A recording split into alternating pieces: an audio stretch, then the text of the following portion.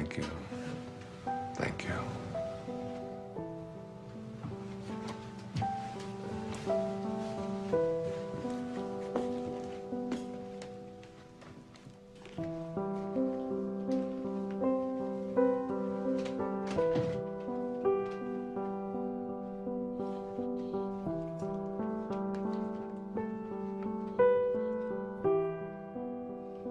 Thoroughly unprepared, we take the step into the afternoon of life.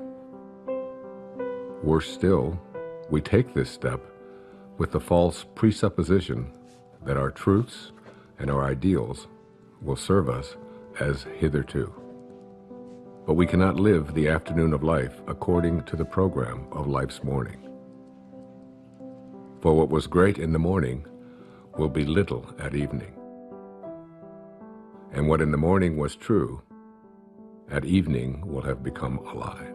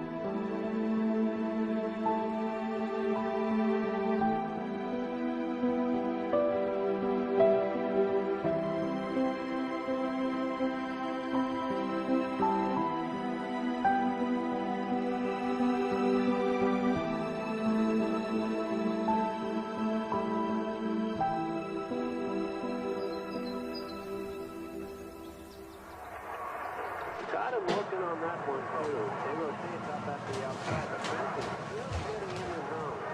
Oh, hey. Hey. Thanks, honey. Oh, hey, could I get some cream? Sure. Sorry. Didn't see it there. Thanks. Okay, we're all packed. I got the snacks, got Jason's prescription, boarded the dog, car payment, called the neighbors. Hey, Jack. Jack? Jack, I need you to turn off the video game and come downstairs and have breakfast. We're gonna leave in a little bit. Let me just finish this level. Okay, fine, but then we're unplugged all weekend, got it? I don't even know what that means, unplugged. It's a very sad commentary on our life. Hey, sweetie. Time to get up, sweetheart. Is it tomorrow? It is tomorrow. It is, and we're gonna go on vacation, and we're gonna have so much fun, but we gotta miss the traffic, so let's get going. Gotta get up, monkey. Okay, off you go.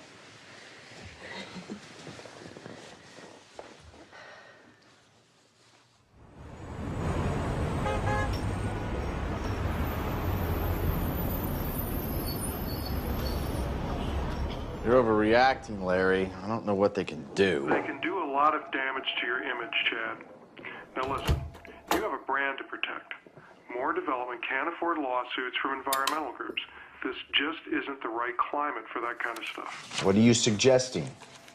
I suggest you decide on some sort of compromise, or we'll be tied up in court, and you won't be able to start this project at all. You know, why didn't this come up when we did the impact report? I mean, for God's sake, we're talking about a tree. No, it's more than a tree. Chad, your pre-sales are already dropping, and now you're giving off the appearance of being insensitive. I am insensitive. It's tree. You're paying me a lot of money for advice You know what, that you're not Larry, listening we'll to. talk about this later. No, wait a minute, Chad. You're charging me Chad, by the please, minute. I'm hold on. hanging up now. Don't hang. What was that about? I'm 80% done with this subdivision. Why don't you just not build near the tree? Then I lose money and you don't get your bonus. I'm not reconfiguring an entire section of it because of a tree. Never mind then. Have you made a decision about the board meeting this weekend in Monterey? Wait, what is this about? The House of Hope and Promise. Ugh, next time someone asks me to be on one of these boards, shoot me. Hugh Johnson is on it, remember? I went to great lengths to get them to ask you to be on it. Yeah. If Hugh Johnson's on the board, I'd better be on the board. In case you've forgotten, the House of Hope rehabilitates homeless families. I have put all of the information in this file for you. You can catch up on their mission in the car on the way there. I know what their mission is. It's to give handouts to people who can't handle things themselves. You know what? I never got a handout, and I managed okay. I will call your publicist and get them to say something about your philanthropic work. Hey, actually, that's a good idea. That'll deflect from the whole tree issue. Always thinking.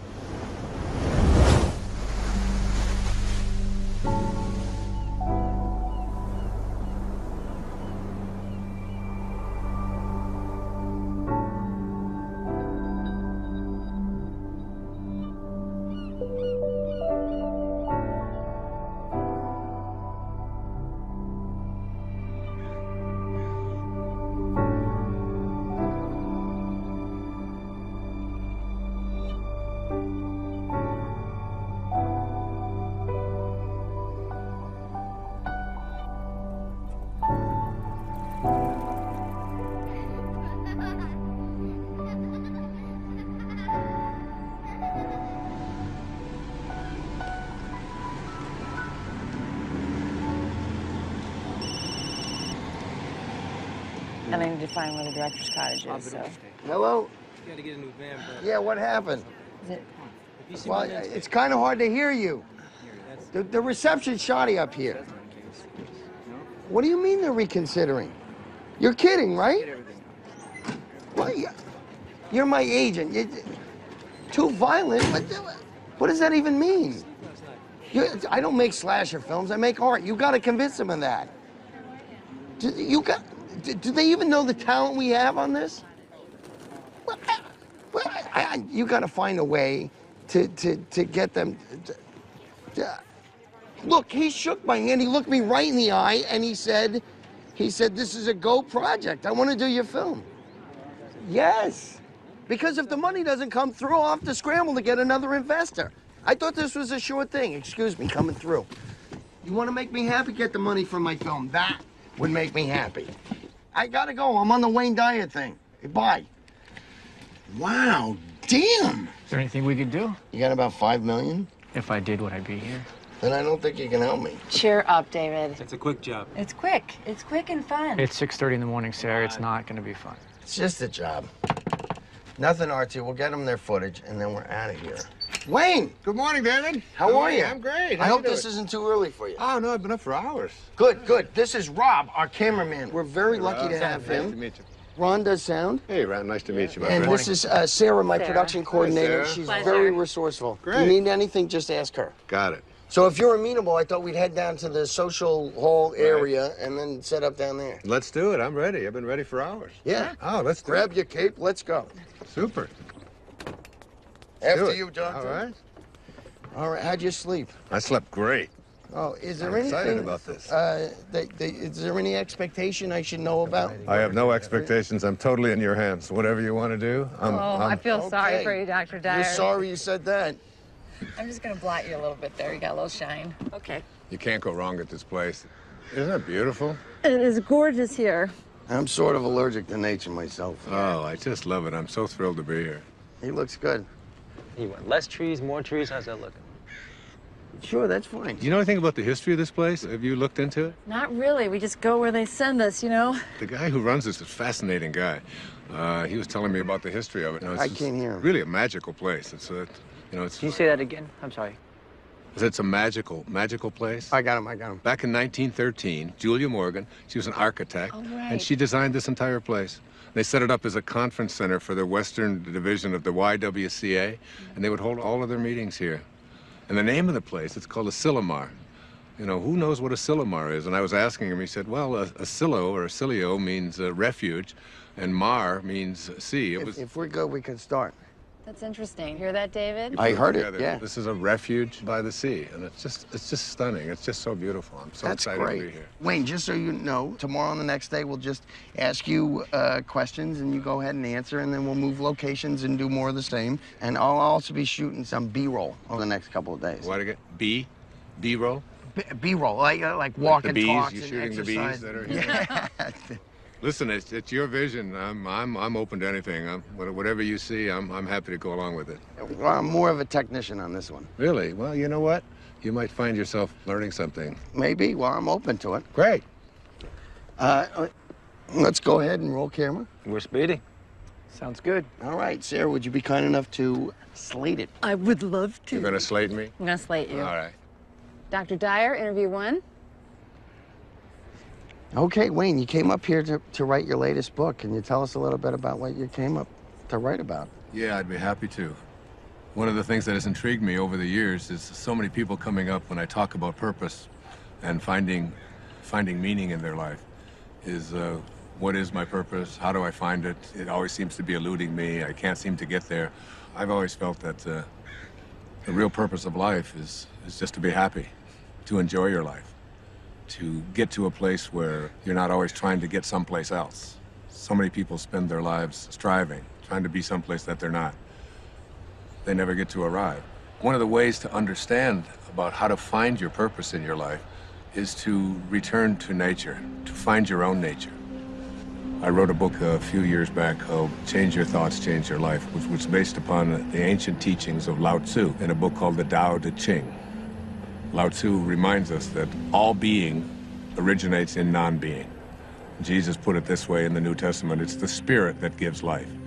That you didn't really come from your parents. You really, all of us came from this place called spirit. And when you showed up here in this world, you showed up here from a tiny little drop of human protoplasm, a speck, if you will, and everything that was in that little speck that became you, everything that you needed was in that tiny little speck. One of the most important metaphors that I ever use is that the first 9 months of your life, from the moment of your conception until the moment of your birth, everything was being handled for you. There was nothing for you to do. You don't get consumed with the color your eyes are going to be or what your body is going to look like. It's all taken care of for you. You just surrender. I call it a future pull. And it's pulling you in the direction of whatever it is that you were supposed to be. And to me, it's not too great a stretch to say if everything you needed for the physical journey was already handled in there, then why not everything for the rest of the journey as well? All of your purpose, it's in there. All of what your personality, it's in there. Everything that you were to be, not just the physical you, but everything, if you just let go and allow. And so we're born. And we look at this beautiful little creature. As parents, I have 8 children. I've seen it happen many times. And you look at this beautiful little child and you look at it and you say, great work, God. Great work. Couldn't be any better. We'll take over from here. And then we're surrounded by all these people, our family, our culture, wherever we go. And we begin to be told that we can't really trust in who we are. Stop it. No, give that to me. We have to trust in something outside of ourselves. So we're on a journey towards ambition. Once you begin to say, we'll take over from here, you introduce something, you just take this perfection and you just edge out the Creator. You edge God out. E-G-O. Ego. This ego is the part of us that starts to tell us who you are is not this perfect divine creation, this piece of God that you came from. It doesn't say that. It says who you are is what you have. It begins with things like our toys, and then our bank accounts, and then the possessions that we have. Before you know it, we begin to identify ourselves on the basis of our possessions. We begin to take on a set of beliefs about the more that I have, the more valuable I am as a person. And so we spend our lives taking these young children and immersing them in a culture that emphasizes more. It becomes almost a mantra of the ego. You have to have more. And the more you have, the more you are aware of how much other people are trying to take it away from you. The more you get consumed with how do I protect it and how do I make more of what I have. The dilemma here is that if you are what you have and things go away, then who you are also goes away in the process. Going somewhere? Yeah, I thought I'd come with you. Why? Why not? Because this is a work thing. I'll be in meetings all day tomorrow. I'll have nothing to do. Doesn't matter if you're busy. I'll go shopping or something. I'll be fine. Hi. Sorry, we won't be needing you after all. Thanks, you can go. What are you doing? Oh, come on, it'll be a beautiful drive. Which car should we take? You are not coming, and I do not want to drive. I want to be driven because I have work to do. Okay, well then I'll drive. Let's take the Porsche. Denise, the place I'm going, it's not the kind of place you're used to. It's rustic. I think I can handle it, Chad. I know how to rough it. You know, I don't understand the sudden desire to spend time together. I just want to get away. Would you prefer I got my own room? Okay, what's wrong with you? Maybe I'm interrupting something. Oh, come on. Are you meeting someone out Of there? course not. Look, I don't even want to go to this thing. Well, then all the more reason I should go with you. You're not going to fit all those bags in the Porsche. Why don't you help me try? The second aspect of the ego is this idea that I am not only what I have, but I am what I do as well. You gonna get that? No, please, go ahead. Oh, it's all right. No While we're problem. stopped here, do you want anything, Dr. Dow? You want water or anything? No, I'm fine. We're still rolling, guys. We're cutting. What? Oh, keep rolling. Please. So, second component of this ego is the idea that not only is who I am what I have, but it's what I do. And what I do becomes this thing called achievement. And in this whole world of believing that I am what I do, we become consumed with this whole idea of my success, my value, my worth as a human being is based upon how much I accomplish. So I have to make more money, I have to get a promotion, I have to compete with everybody else who's trying to get what I have. We are taught this over and over and over again. All of our young people are taught this when they go out into athletics. The most important thing you can do is be number one, and you say, we're number one, we're better than everybody else. And we constantly find ourselves in this competitive notion again of believing that our world is one in which we have to compete. That's what the ego says. Now, the third aspect of this is the idea that I am what other people think of me. That is, I am my reputation. Particularly, this is relevant for young people who are taught that you have to dress the way other people think, and if other people don't like you, then there's something wrong with you. If you're consumed with that, then you're going to be something different every time you turn around. Now, this is particularly relevant with women, and especially in relationship to the family. Women are often taught in our culture and our society that the only way that you can fulfill yourself is by how you relate to your family, to yourself as a daughter, to yourself as a mother, to yourself as a grandmother. And while these are very important and creative aspects of every woman's life, if that's the choice that they make, it's not necessarily the only thing. And many women feel that deep within them that they have a calling to accomplish something great, to make a contribution. And oftentimes we'll put it aside. So what I encourage women to think is, don't ignore that calling inside of you. Don't ignore the part of you that says you came here to create something powerful, and you have just as much of an influence in doing that, just as much of a right to do that as anyone else does. Sure, I saw that one too. I wonder if I can get the whole collection on DVD. I think that might be a possibility. You know what my favorite episode is? I don't. Kick the Can. Now that is a good one. You know, when all the old people become young again. Yes, heartbreaking, isn't it? You know, the other episode I like is the one where... You know what, I'd like to check in. I'm sorry. Are you with the wedding? No. There's a wedding? People actually get married here? Yeah, all the time. Oh, I'm not criticizing it. I think it's charming. Chad Moore. More development? Yes? Ethan Lipton. I used to work for your company a few years ago. Oh, right, yeah. Yeah, in accounting. Yeah, sure. Darling, we'll talk later, okay? Okay, great. Oh, be sure to tell the guys to show up on time tomorrow night at the rehearsal dinner. This whole weekend is going to be a continuous celebration of love. Well, I do like love. Well, that's why I'm in this business. Bye. Are you getting married? No, I'm with the band. Oh, well, have a fun weekend of love. You guys too. Do you remember that guy? Not at all. Hi there. Hey, let's see, I'm checking in. The House of something? Promise and Hope. Promise it. Chad Moore, I'm on the board. Welcome to Asilomar, Mr. Moore. We have you in North or Longviews. If you go out the door and to your left... My wife has joined me unexpectedly, so could we get one of the larger rooms? You don't have to tell him that. Well, they weren't expecting you. You were unexpected. Just one of the nicer rooms would be wonderful. Thank you. I'm not used to camping. Camping. That's funny, Denise. Let me see what I can do for you. There's so much stuff we can do. Oh, that'd be cool. Where are the kids? Huh? Oh. Ethan. Whoa. Jack, Ethan, come over here. Come on. Come on! Get over here! Come here, troopers. Take you and you go with your mom. Stand on my toes. Yeah, and also something away from all the noise would be nice. I do have a room on the first floor in the lodge building. Yeah, No, something higher. Of course, Mr. Moore.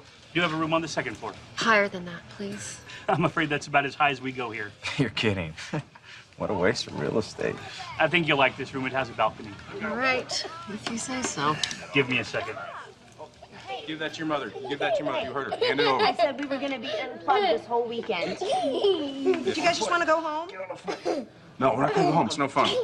Come here. Let's stay with me. Here, jump on my feet. Jump on my feet. I'll lift you up. There's no way we can have all these meetings with these kids running around and screaming. Have a great stay. Look, I don't need to be having this conversation right now. I don't have time for this. I can't deal with this right now. It's not... We move into then the later parts of the ego, which talks about something called separation. And the ego has a very strong belief system that who I am is separate from everybody else. And then another component of the ego teaches us that I'm also separate from everything that's missing in my life, from all the things that I'd like to have. And then finally, the ego teaches us the most egregious error of all. It teaches us that we are separate from God. And one of the simple constructs that you learn in the afternoon of your life when you shift into the meaning phase of your life is to realize that you came from a source. We can call it God, we can call it Tao, it doesn't matter what we call it. And that this source is everywhere. There's no place that it is not. It must be because it creates everything. Everything comes from this source. Then it must be in me. If there's no place that it's not, it must be in me. And if it must be in me, it must also be in whatever it is that I feel to be missing from my life. If you know that, then in some way, everything that's missing from your life that you would like to have, you're already connected to it in spirit. And all you have to do is figure out a way to align yourself with that and have a knowing that you're already connected to it. You just have to bring it on its way. And the way that you think and process. What, was that out loud? Yeah, you just said that out loud. Sorry. That's okay. Sorry, it is sorry. intense. There's no question about it. It's very intense. Please continue. Okay. I was saying that as we move into the afternoon of our life, we take the same ego constructs that we learned in the morning of our life, which is all about competition, winning, being better than everybody else, and we try to apply these same constructs to the afternoon of our life. And what happens is we end up living a lie. For what was true in the morning, in the evening, has become a lie. The problem is we don't really know how to move into the meaning phase of our life. This is when we have to learn to go back to those first 9 months, from the moment of our conception until the moment of our birth. Lao Tzu speaks about this in the Tao Te Ching. Let yourself be lived by it. He says that the Tao does nothing. It's leaving nothing undone. This is where we have to get to a place where we can surrender and have a knowing that we're not alone, and that we're going to be guided, and that we have a nature, and that we can trust in this nature. It's not something that we have to always be struggling with. It's not something we have to be in charge of. Literally, think about it. Let yourself be lived by it rather than you taking over. But as we move into the meaning phase of our life, what's happening is we begin to think about fulfilling a dharma, fulfilling a destiny, fulfilling something inside of us, a calling that only we can feel inside of us. No one else can tell you what that is. But if you feel it and you know it, winning and being ahead of other people takes a back seat to feeling fulfilled and living your life on purpose.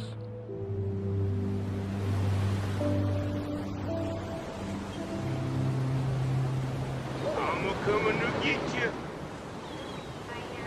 No! Ethan! Don't throw sand!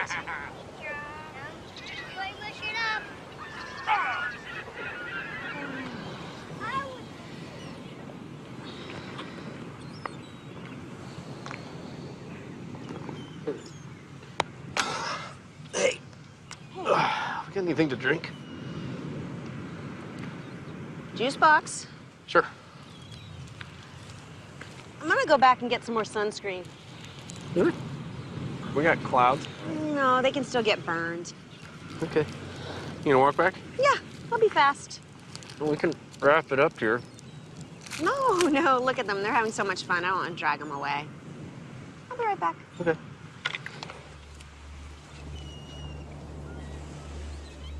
You got some great stuff. Well, I think it was a good start. I think it really was. I think you're going to see this thing come together in some unexpected ways. You're going to be surprised. You really are. Directors don't like surprises. Well, you're in for some.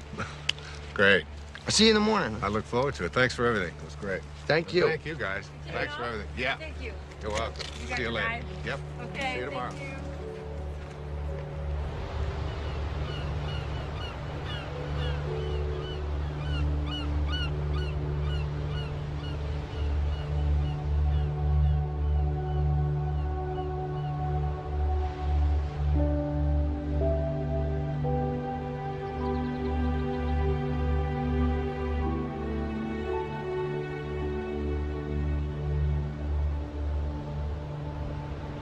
Amazing, isn't it?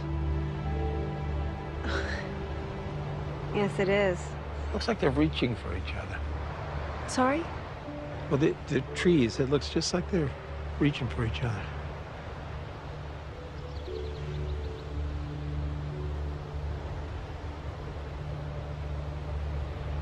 Yeah, you're right, it does. The whole place. It's like a different painting every day. You know, you're very fortunate to work here. I know. Hey, you want a lollipop? Excuse me? It's root beer. You like root beer? Actually, I do. It's root beer, but with a little bit of licorice. Thank you.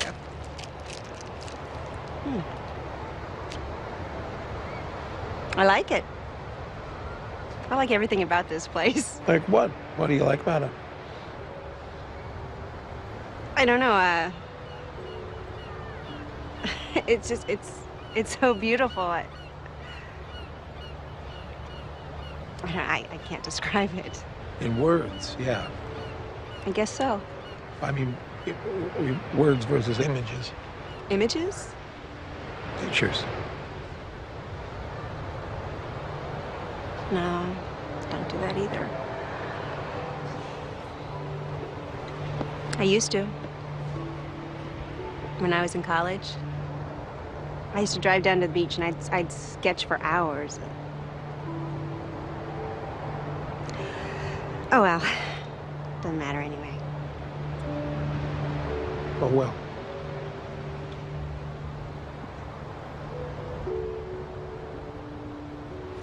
Hey, Mom. Where you been? What? We got cold. You eating a lollipop? I am. Bring any candy for the kids? No, I'm sorry. Oh. That's all right. Let's go back. Come on, buddy. Let's go. Yeah. All right. It's okay. Here. I don't get it, to be honest with you. That really doesn't surprise any of us, David. Seriously, if I didn't have ambition, nothing would get done. Is that supposed to be a comment about us? You have a napkin, please. You know what I mean. Like we're supposed to sit around and wait for things to happen to us magically. There's nothing wrong with a little magic in life. I can't trust magic. What I can trust is my own will to get things done. That's my main problem with what Dr. Dyer's saying. Okay, he's right there. You want to keep it down? He didn't hear me. Dr. Dyer, you want to come hi. join us? Sure, I'd love to. How you guys doing? Great. Good. This chicken's great. Good, good. So, Dr. Dyer, Yes. We were all just discussing your Right. first interview and all those things you said. And basically, David thinks that it's all BS. What? David, yes, really? I don't think all of it is. I mean, I'm entitled to my own opinion, right? Absolutely, you are entitled to your opinion, and I respect it. And you know, David, you don't have to get this all at once. You know, just get a little bit at a time. That's all it takes. You know, you just start practicing it. Eventually, it becomes a way of life, and you start living from a different perspective. I'm not really a spiritual person. I'm too busy. Yeah, spirituality is kind of like a luxury. That is true. I find it hard to find time to meditate. Let me ask you this. Do you think that you're an inspired person? Do you live an inspired life? Do you feel inspired? I have no idea. Really? Well, let's take an example. Let's supposing I had an apple pie that we had just made. And out of this apple pie, we take one slice. We take the rest of the pie, put it over here, and I take this slice and I give it to someone. Let's say I gave it to you, Ron, and I say, Ron, what is this? That's an apple pie. How do you know that? How do you know it's an apple pie? Because it came from an apple pie. So, well, you laugh, but I mean, the truth is that's a very profound statement that you just made, that everything in the universe must be like what it came from. You take an acorn and you'll never get a rose bush out of it. You look at yourself and you ask yourself the question, where did I come from? Who am I and what am I like? You know, instead of making our choices out of the place that we really are, our authentic self, we're making them out of the ego. And every time we make choices out of the ego, all kinds of things begin to happen to us that take us away from finding meaning in our lives. How do you know if you're making a choice from your higher self? You gauge everything on the basis of how you feel. Are you stressed out? Are you anxious? Are you fearful? Are you angry? Do you feel good about yourself? Do you feel like you're on purpose? Do you feel like your life has any meaning? When you're operating out of the only part of yourself that is authentic, bliss is your response. But what about the upside of ambition? I mean, I'm a filmmaker, and if I didn't, doesn't ego serve me? I mean, if I was going with the flow, I'd never get a movie made. That's a conclusion that you've come to because you think out of the ego. You know, the fact is that you might even be able to make much greater films if you came out of a higher place. Imagine yourself as being able to live and work and do everything that you do from this place that, well, it's called Dharma. What's Dharma? Dharma is a spiritual principle that implies there is a purpose to our lives. Like an otter has a dharma, a bird has a dharma. Everything has a purpose. And when you find yourself living from that purpose, you have found your dharma. Your dharma is something that you will be living by. And rather than constantly using the ego, you will begin to say, this is what I'm here for. It's like, I call it a calling. It's like an inner calling. How do you know what your dharma is? Like, what if you can't even find your dharma? Yeah, I can't even find a date, let alone my dharma. Well, your dharma isn't anything you're ever going to find. Your dharma is something that you're always connected to. It is your divine purpose. It is something that you are aligned with throughout your entire life. The ego has kept us away from it. Excuse me, I have to take this. This is what I'm talking about. I'm sorry to interrupt. How does this help me find a date exactly? You don't need to find a date. If you live what I'm talking about, you'll understand that everything will be perfect and everyone that comes into your life will come in on time perfectly. You're a divine creation of God. You're a spiritual being. You don't need anyone else to confirm that. I love that. It's true. Dr. Dyer said it was. It is true.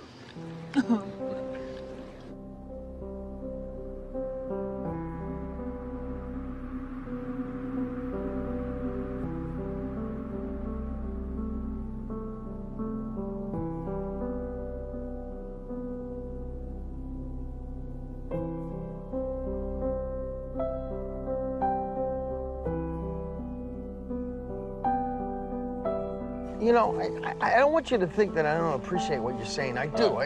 Not that you would necessarily be concerned with what I'm saying, because that's the ego telling you what to think, right? So you were listening? Yeah, I'm listening. I just think it's good to have a plan. Well, what's your plan? To be a successful filmmaker, to make a name for myself, to make money, to have a good relationship. So you're talking here about prosperity, you're talking about abundance, you're talking about happiness. I haven't any problem with that. I've been attracting abundance and prosperity into my life forever. I think it's actually quite easy to do. I really believe in that. For you? Well, you know, the problem what you're talking about here is the ego. The ego and your attachments. You know, you become attached to you know, how much money you're making and how well your film is doing and is everything working the way I've been told that it should work. When you become attached to things and they go away, you then lose who you are. But it feels so much like survival. We're not talking about survival here. We're talking about a shift away from the morning of your life and having to do everything for external reasons and moving into a higher place in your life. Why don't we start with that tomorrow? How to make this shift? It's a good idea. You know, I tell my audiences all the time that if this is something new to you and you've never heard it before, There's a shift probably heading your way as well. Ha! That's all I need. It could happen.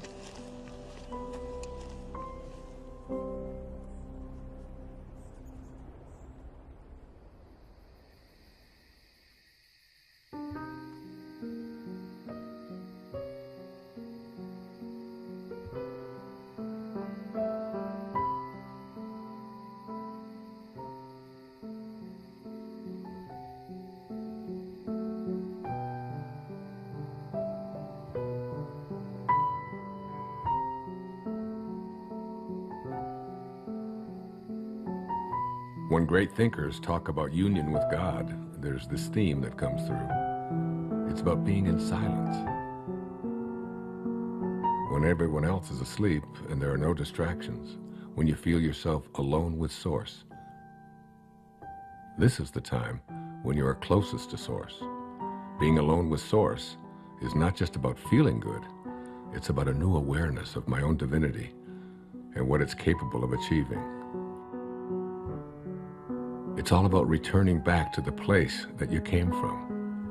T.S. Eliot has a great quote, "We shall not cease from exploration, and the end of all our exploring will be to arrive where we started and know the place for the first time."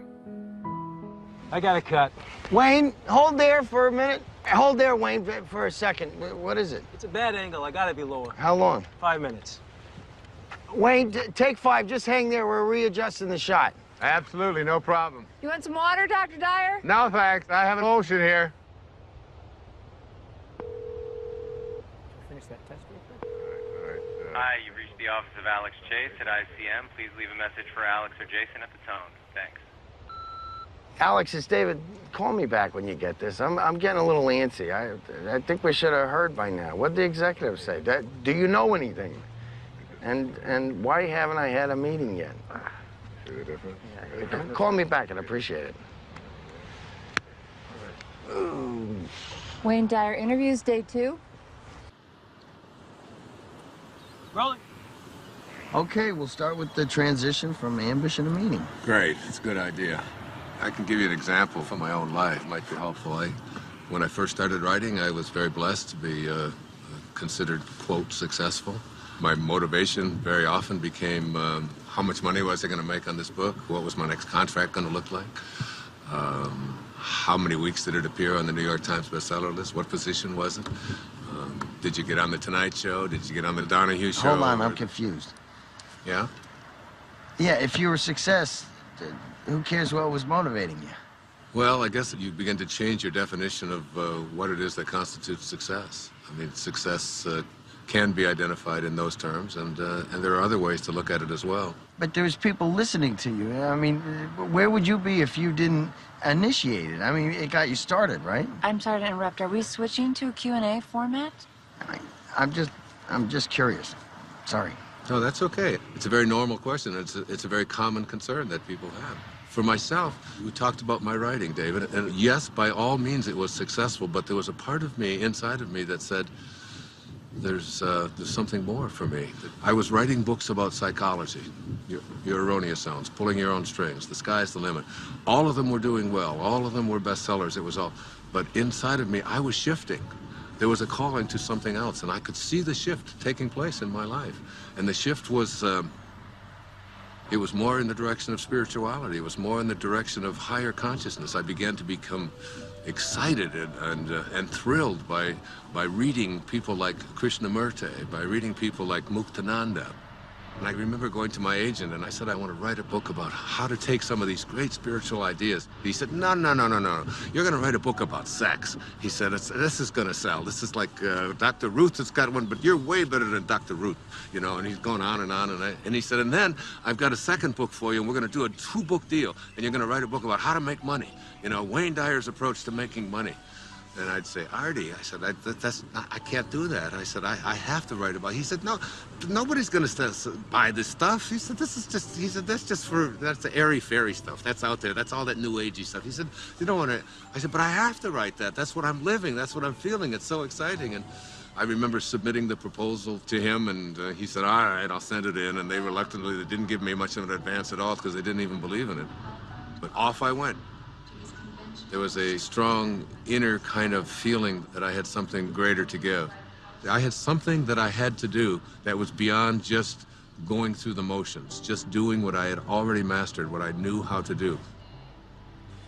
I remember when I made the shift, even though there was a little bit of fear, I remember feeling probably the freest that I'd felt ever in my life. I wasn't motivated by whether people are going to buy it, how much money I'm going to make, whether people are going to put me on a bestseller list. Those became external kind of factors. Those became things that started to chase me rather than me chasing it. Basically, I think, David, what I'm trying to say to you is that you get to a place in your life where you start to be guided by something that's larger than yourself.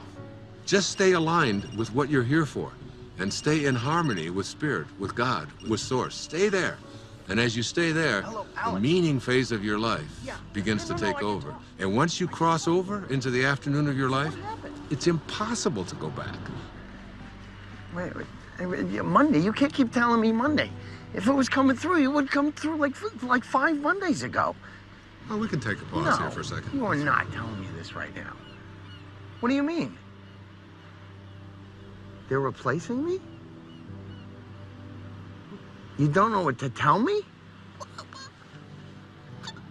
This movie meant everything to me. I bought them this movie! It's my movie! This movie meant everything to me! Damn it! Okay, this would be a great place to break. Is he okay, you think? Is he? I think he's gonna be fine. Let's just call it lunch. Everybody get something to eat, okay? And then, as soon as I...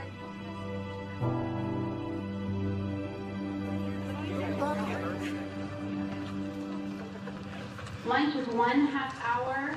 If anybody is interested in Marin County project, Hey, you up for a late game of golf? Oh, absolutely. Okay, I'll reserve it. Thanks. You know how long this meeting's gonna last after lunch? I don't really know. I think they're saving some of the big items until the end. Like what? Well, they're $1 million down in the San Francisco project. The contractor underbid, now they're over budget. You know what? Listen, you can catch me up on all that stuff this afternoon when we play golf. You're not coming back? Oh, no, I am. I'm gonna try. I just, got a lot of work to do. See you later. Okay.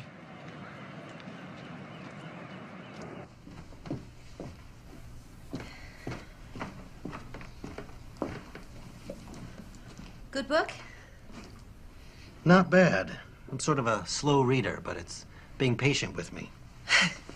You said you worked for my husband? A long time ago. I don't think he remembers me. Oh, I think he remembers you. Well, he let a bunch of us go all at once, because, you know, he needed to scale back. Sorry about that. Hey, it's okay, truly. It's one of the best things that ever happened to me. I needed to try some different things, pursue some other avenues. Like your music. Like my music? Yeah. Well, it sounds like your story has a happy ending. Not yet, I hope. No. Don't rush me now. No, that's not what I meant. I meant you seem happy. Well. Hey, you know what? You and Chad ought to come to this party that we're playing at tonight. Oh, thanks anyway. Yeah, come on. It's supposed to be a continuous celebration of love. Isn't that what she called it? Oh, yes, I think she did. Okay, so you guys have to be there to help us continuously celebrate. I can't crash a party. I just invited you. You can't invite us. Too late. Sorry. Happened. No. Thanks, though. I'll see you around. Okay. Wear something comfortable.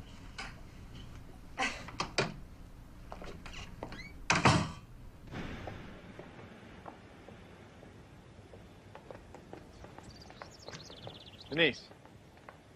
Denise. Hey, slow down. Stop! Oh, hi. Why did you stop? I didn't see you there. Where are you going? I was going into town. I thought you were in meetings all day. I was. But, I'm bored. Yeah, well, if Hugh Johnson can do it, you can do it. No, I'm not cut out for this non-profit thing. So. Oh, Chad, you just gotta fake it. No, I'm coming with you. What? I said I'm coming into town with you. Honey, I love you, but I don't enjoy shopping with you. I need some me time. I thought we were supposed to spend time together. right? Look, Denise, I'm not kidding. I cannot take another meeting. I'm coming with you. Whatever.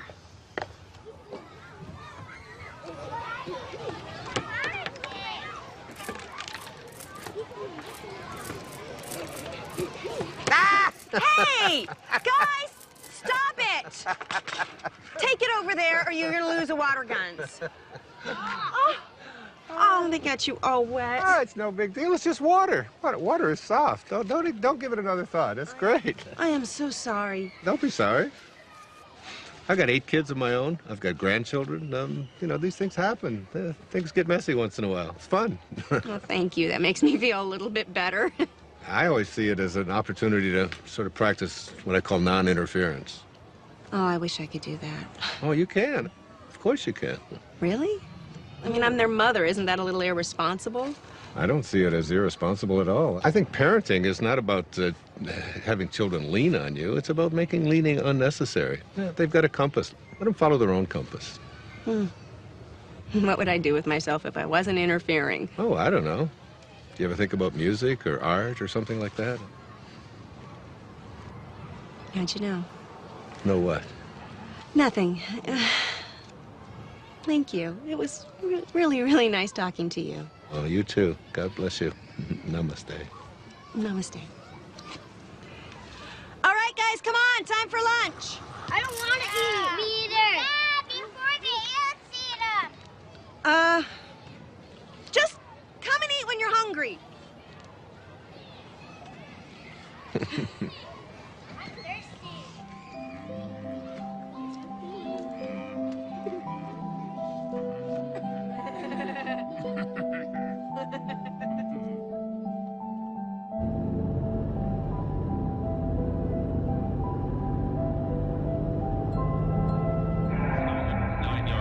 Touchdowns and only 5 interceptions. Now listen, Bob, the next Peyton Manning, you want to put 10 bucks on. And definitely he had that signature moment during the game against the Bears. He could have cracked many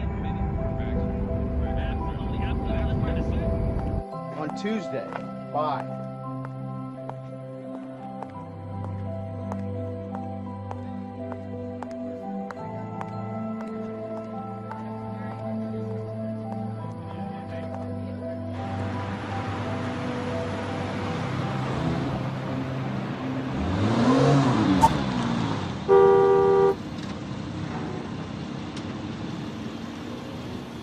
I think I'll return that dress. One you just bought? The red one. I waited 45 minutes for you to decide if you were going to buy that. I don't think I like it. Then why'd you buy it? Actually, I think I already have it. It took you an hour to buy a dress that you already have. This is exactly why you shouldn't come shopping with me. Oh, I've got an idea. How about if we just not talk to each other at all?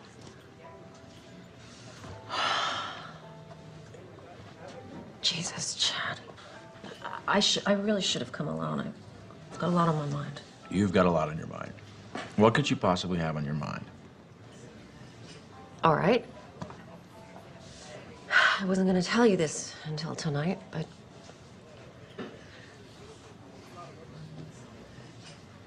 What? This weekend is a write-off for you, right? Because you're on the board of that charity. Right. You're about to have another write-off. What's that supposed to mean? Ugh, God, I'm trying to put this in a way you can relate to. Yeah, well, I'm not relating.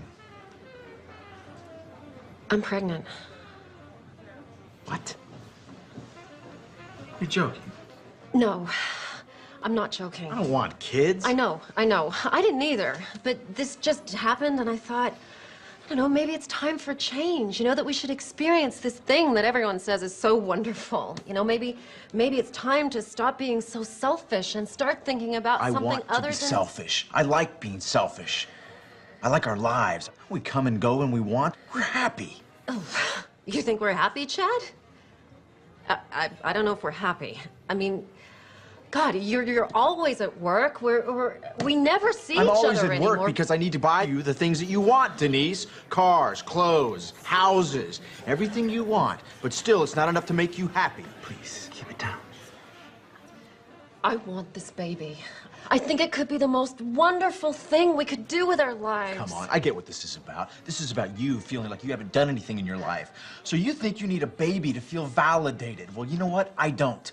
I worked my way up from nothing, and I will not sacrifice our lifestyle so that you can indulge in yet another distraction. Wow. A baby is not a pair of shoes, Denise. I know that, Chad. You are so cruel and you're so mean. God, you used to be fun. What happened? You planned this, didn't you? It was an accident. Sir, I'm gonna have to ask you to leave. Please. It can happen. How could you do this? How could you do this? Thank you so much. Thank you for making this the tender, precious moment that every woman Tender, dreams precious about. moment? We don't have tender, precious moments. we You know what we did have? We had a prenup, an agreement. You signed it. No kids. I know, and I changed my mind, okay? People can change. Well, you know what? Chad. I didn't change my mind. What are you gonna do about it? Divorce me because I'm pregnant? I might. As a matter of fact, I'm definitely divorcing you. Will you please shut up? I'm Okay, definitely... fine. I don't care. Go ahead. I'm better off raising this baby without you. Good luck. You signed that prenup. You won't get much. I'll make sure of I it. hate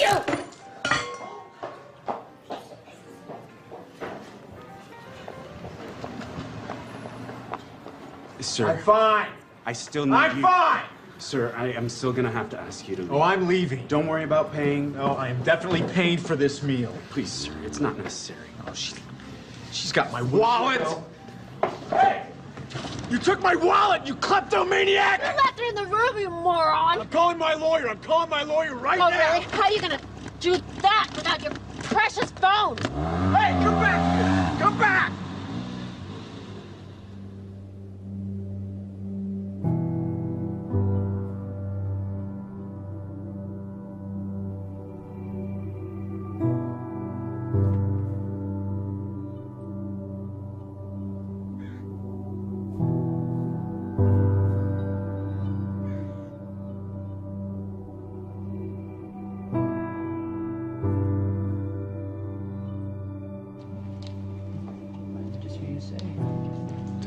Testing. 1, 2, 3. Can you hear me? Great. Okay. Dave. You guys have been being in the cold, Dave. huh? It is. You want to stay with the same frame size, right? Yeah, sure. Okay, guys. Ready. Okay. Crossing. Okay, Wayne, can you just shift your chair just a tiny... Sure. Oh, perfect. Okay. Perfect. Okay, so we good? We are good. All right. David. We're rolling. David? David, why don't we take it from where Wayne was talking about the shift? We can just continue from there. Sounds good to me. Okay, this shift, this movement from ambition to meaning, from the morning to the afternoon of your life, generally it's preceded by what we call a quantum moment. Sounds strange, perhaps, to use a term like that, but quantum moment really refers to the characteristics of what it is like when you have what Maslow called a peak experience. The first of these qualities, there's 4 of them. The first of them is that it's very vivid. The second quality or characteristic of these quantum moments is that it's a surprise. And the third characteristic of these quantum moments is that they are benevolent. They always feel good. The fourth and final quality is that it's enduring. That is, it isn't just something that comes and then goes and it's out the window. It lasts with you forever. For example, I left drinking behind in my life 21 years ago. And I couldn't even imagine that I could have given it up because I'd always had 2 or 3 beers every single day for the previous 10, 15, 20 years. I couldn't even remember a day when I hadn't. And I knew that I had to make that change. And it was 4:05 a.m. in the morning. I could remember the clock when it turned. I woke up, and there was like a breeze in the room, something that I'd never experienced before. The smell of roses. This was 21 years ago now. I can tell you what was hanging on the closet, the hook that I had there. On the mirror there, I had a cartoon that I had there. I can still see that thing exactly as if it happened this morning. The vividness of this is something that I've never, ever been able to forget. I can remember how surprised I was at what was happening at that time. It was almost as if some kind of force had taken over, and I was just amazed by it. So if you're lucky this happens to you, David, it has nothing to do with luck. It's like when the moment is right, when you are in a different state, in a different place in your life, exactly what is supposed to happen will happen for you. The low points in your own life, these times when you think that nothing could go any worse, oftentimes are the things that we need to propel ourselves to a higher place. Let me give you an example. The night before that moment that I just described to you, I had taken my entire family, 5 children, and my wife, and we had all gone to this restaurant. And like I always did, every single time I went to a restaurant, I ordered not just 1 beer, but 2. And that was so that in case the waiter wasn't there when I wanted my second one, I would be able to have it. And the waiter said to me, "Oh, excuse me, sir." He said, "I'm sorry, but I can't serve you alcohol." And I said, "Why?" He said, "Well, last night one of our waiters served someone who was underage, and we had our license suspended." I said, "Come on, we're getting out of here." And I made each one of my children get up, get back into the car, strapped into their car seats and so on. My wife, who, God knows, had so much to do, and it was such a hardship for her. But it didn't seem to matter to me at that time, because I wanted to have my beers, and I was making myself more important than everyone else. And we drove off and went to another restaurant. And I can remember thinking that night as I went to sleep how ashamed I was. My wife tried to talk to me a little bit about it, but I would have none of it. I was right, and that's just what the ego always makes you. It makes you right. And that night, that experience that I had at 4:05 a.m. the next day, not only did it get me off of alcohol, it probably saved my life. It transformed my life in so many different ways. And it was all because I was open to it. You don't believe that? Sounds like more sitting around until some sort of epiphany comes to you.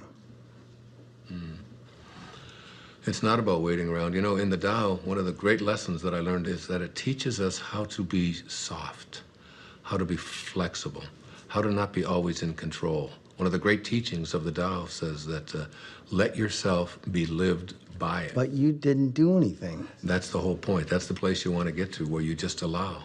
In the recovery movement, it's called letting go and letting God. Allowing this source that is always flowing through each and every one of us to do and perform its magic. And that magic will always work in our best interest if we just surrender to it. If you could just stop interfering in your own life and just let yourself be done. If you can get to that place, nothing will be left undone. Everything that you need will be there for you.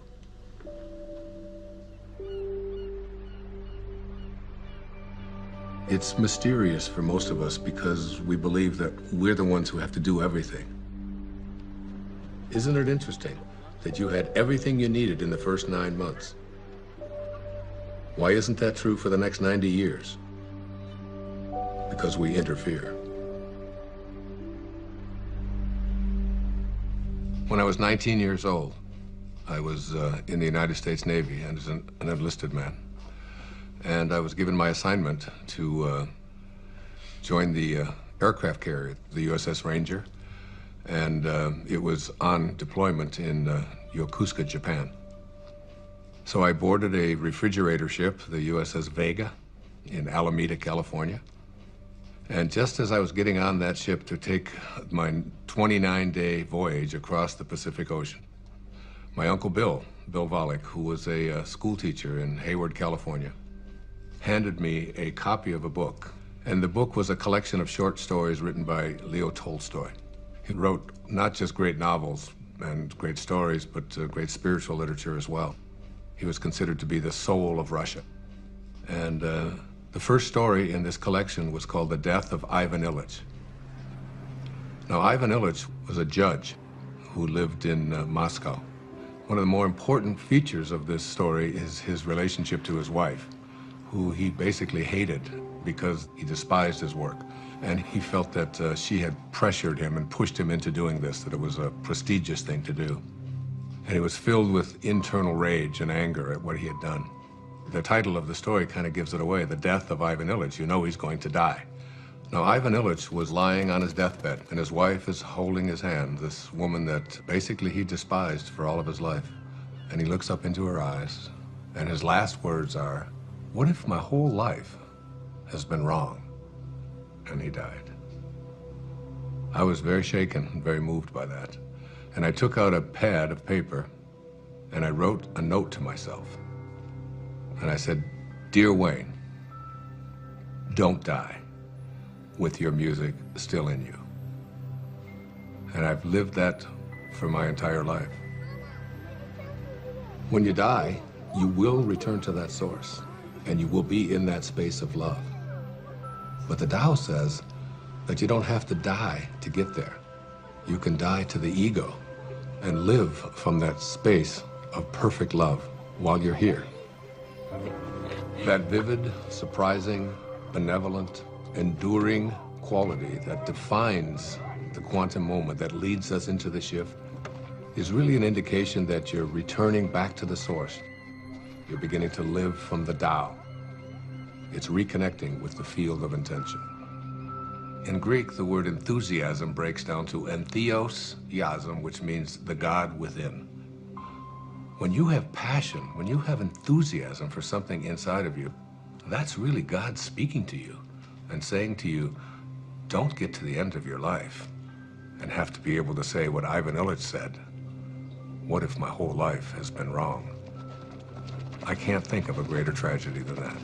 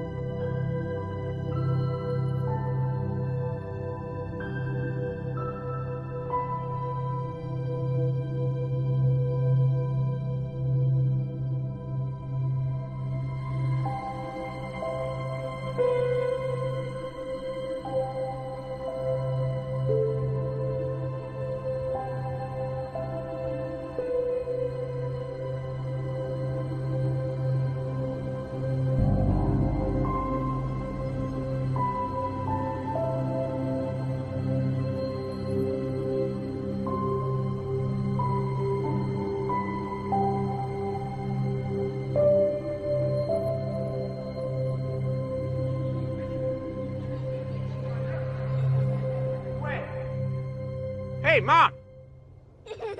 What is it? Eartha, Mom, where'd you go? I'm sorry, it's just... It's so beautiful. I was imagining how I'd paint these trees. You don't put paint on trees. Oh, no, honey, it's, like make a painting of it. You know, like you make a picture in school? Mom, you're not a painter. I haven't seen you paint anything. All right. Next one to that rock up there. Wiz, go! Go! Let's go get him. Let's go get him. Go, man, come on! What are you doing? I'm losing.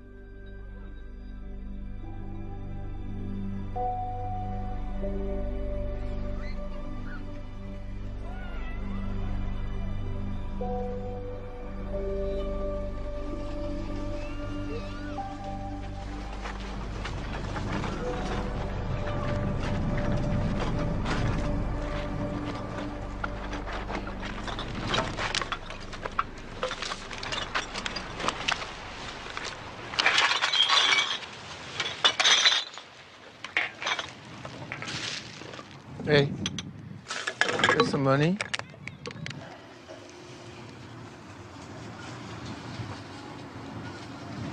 God bless you. What? I said, God bless you. Why would you say that? I didn't even give you any money. You got any money? Not at the moment. But you? Need to call a cab. Hey, here you go. It should help you. Thanks. Wouldn't happen to have a cell phone in there, would you? I don't need one. You make money with that stuff? I make good money. Where do you live? Over there. Over there. But my favorite place is there. Under that tree. That's my favorite. I know that tree. We're friends. It's a good one, huh?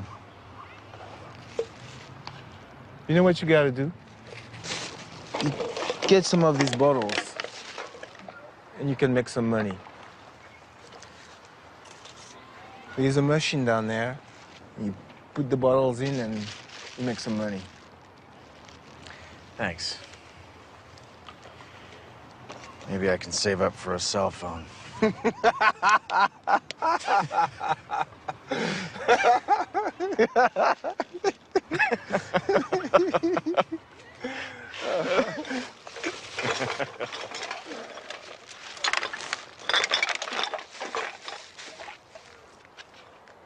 Hey. Do you have some money?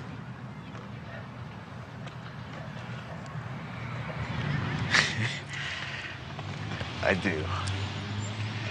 I have 6 pennies. God bless you.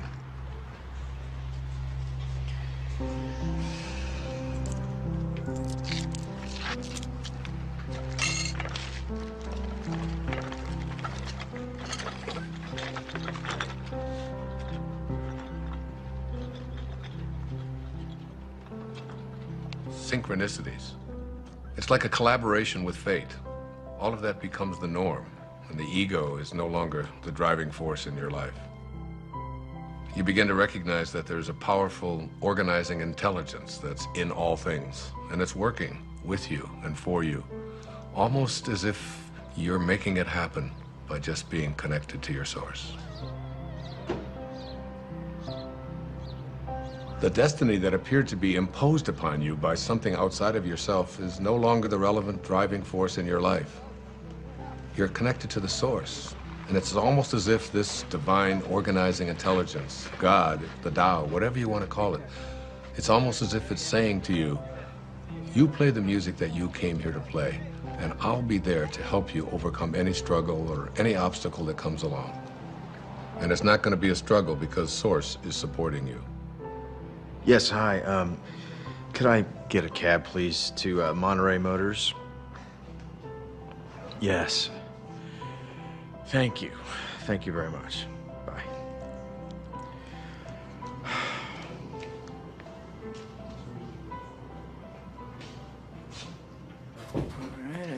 I can't stop thinking about what you said about a destiny being imposed upon you. Well, you know, I think all of us, each and every one of us, have a knowing within us. You know, it's been said that when you trust in yourself, you're trusting in the very wisdom that created you. It's there to tell us who we are and what we're meant to be. I know, but so much of society is putting stuff You wanna get a on drink? people. It seems like all the time. I'm good. Dr. Doc, can I ask you a question? Sure. Are men and women different when it comes to this? Do they shift differently? It's very different, as a matter of fact. There's some recent studies that have just been published on that. I'd be happy to share them with you if you like. That would be great. Okay, super. All right, I'm taking off. Okay, man, I'll catch up with you. So there was this incredible study done. I've got it right here. It's called The Moment That Turns Your Values Upside Down. And there's 4 components to it. There's men and women before and after. Now, before one of these quantum moments, they were asked just to list the most important priorities of their life, from the most important to the least important. Now, for men, the very first and most important value that they had learned was wealth, the accumulation of money. It's not really that big a surprise, because we are taught as men when we're growing up that your job is to support your family, your job is to get ahead. And the second most important value for all of these men was a sense of adventure, to go out there and, conquer the world. Be the guy. Yeah, absolutely, be the macho guy. The third was achievement. You know, as men, we're raised to believe that you are what you do, what you accomplish, what you're able to create. The fourth is the idea of pleasure. You know, going out with the guys, getting as many dates as you can, having as much fun as you possibly can. The fifth of these is to be respected, all right? And we all know as men what that means, you know? You're not giving me any respect, man. And then you get out there, and when you're growing up and you're a kid, and if you don't get respect, you're having fights. Here are the top priorities of our lives, you know, be able to make money, to have a sense of adventure, to have, you know, to achieve, to feel pleasure, to be respected. That's basically the morning of our life. This sounds like my list. What are you talking about? When was the last time you had fun? Oh, do not even listen to her. I know how to have fun. Do you mind? I'm trying to hear Wayne. Go on. Thank you. I appreciate that. All right. So the second part of this study, which is the after. A quantum shift has taken place. Same questions, only it's many years later, and they followed this over a lifetime. And the number one value is spirituality. Spirituality. The number one thing. It has gone from making money to spirituality, which wasn't even on the list before. You can't even find it. I've got the top 15 of them listed right here. It's not even on there. The second one is personal peace, less anxiety, less stress, if you will. The third one is family. Now, family was on the other list, but it was way down before. Now, what happens after one of these moments, you begin to look around and say, what is it that's important to me in my life? And then the next is God's will. This is the one that says, I have a sense of purpose. And then honesty is the fifth quality. Not just honest that I don't steal, but how honest am I as a man, you know, with my feelings, with yeah, that's exactly right, you know. Those are the top qualities for men. So there's the before and there's the after. And you can see what a significant change this is, what a shift has taken place here. Hey, everybody. Hello. Thank you. We are very glad to be here tonight.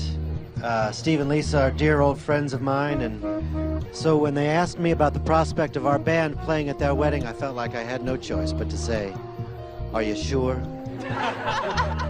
Are you positive that's something you want to inflict upon your friends and family at your wedding day celebration?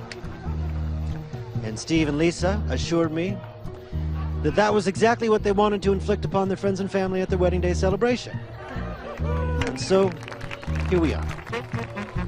You need a bossy man to love you, a bossy man to hold you close, a bossy man to dress and care for you, a bossy man to take control. You need a man with all the answers, a bossy man to run the show. The bossy man, he pays for everything. He never says, I do not know.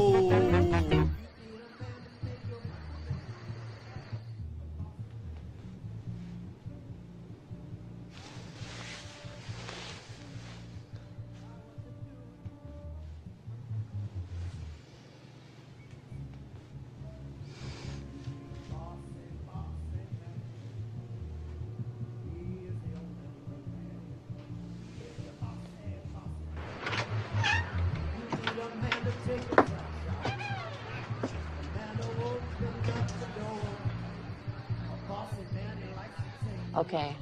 I know what you're gonna ask. I can already tell. Yeah. What's the deal with the women? Bring it on. For women, it's even more astonishing. Before one of these quantum moments, the number one value is family. And it's not surprising because women are kind of raised in our society, in our culture, to be a good mother, to be a good daughter, to support your family, to take care of your children, and so on.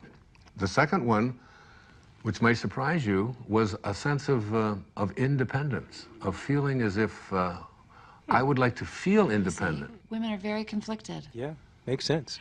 The third was career. Now, very often, women never even felt that they had a right to go for a career because they were obligated to be taking care of their family. And this is not a put-down of that at all. What we're saying here is that there's something more. The fourth quality for women was fitting in, having to be like everybody else and so on. Yeah. And then finally, attractiveness. And this became not just like it's nice to look nice, but my whole values are, and how do I look, and where do we get this? You know what? That is so scary when you break it down like that, because where is it that we learn as women we're supposed to be pleasing everybody else all the time?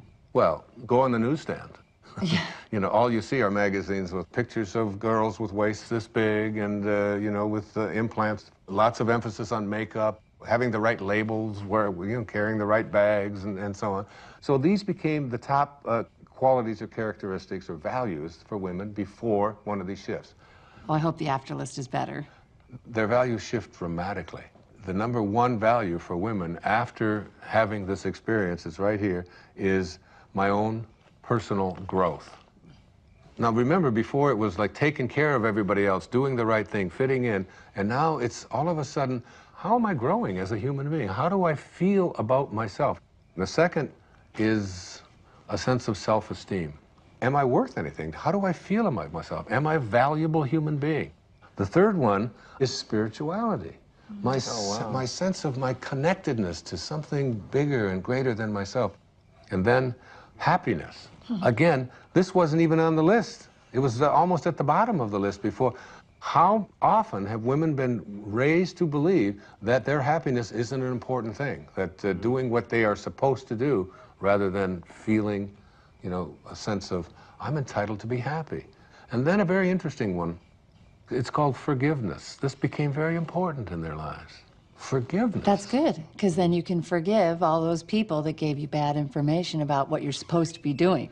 Yeah, there's a whole lot of resentment that begins to take place in people. It's what so many people just go along with. Oh, right. Joe. This is great. Hey, you're the best. Thank you so much. This is great. We should be filming this. Thank you very much. Good night, guys.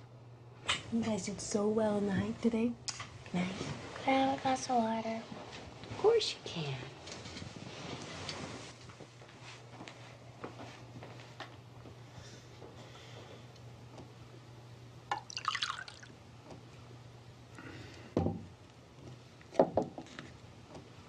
Jason, what's this? This paper and pencil wasn't here before. I don't know. No idea.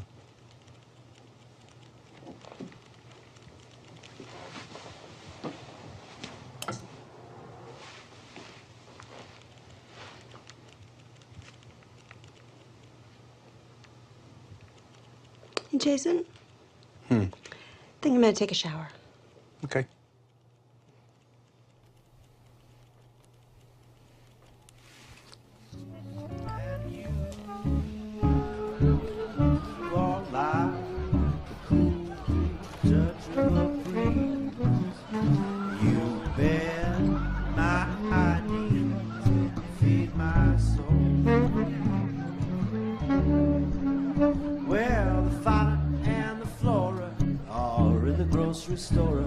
Someone's getting rascally and spry. Fauna says to Flora, I really do adore ya. Flora says, I know, tell me why. You won't lie. One hot spot in the sun. After a long winter storm.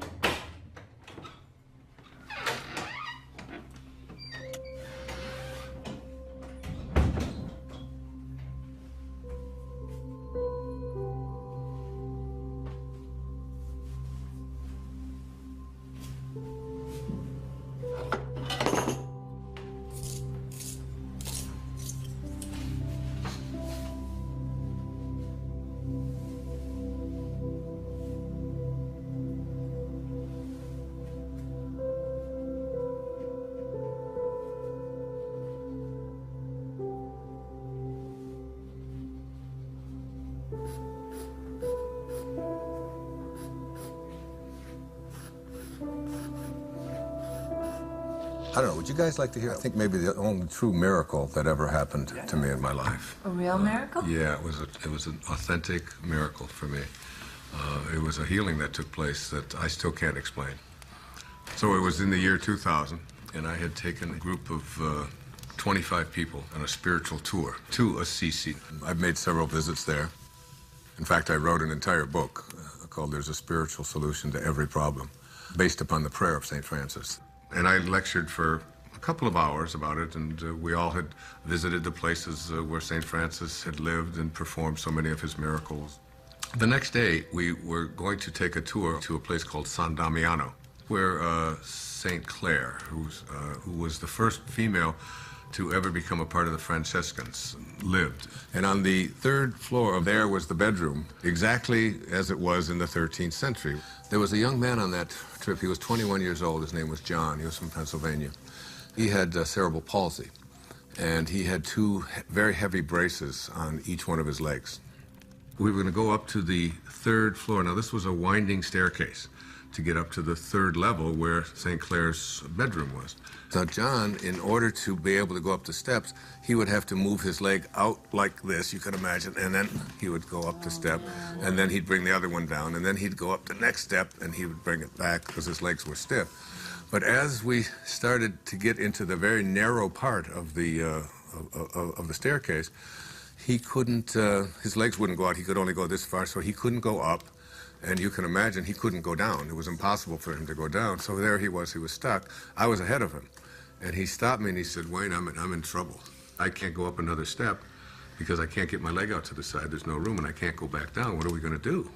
And there was a whole row of people behind waiting to go up this very narrow staircase. So you have the picture? Old people don't whisper, 'cause old people can't hear. We'll just talk louder and louder, year after year. Stop looking at me funny, get over here, and I'll whisper. You have grape juice on your wine. Oh, no. No, yes. Old wills grow stronger. Old backs grow stiff. Old feet grow wider and longer. Old dreamers drift. I'm drifting over your way.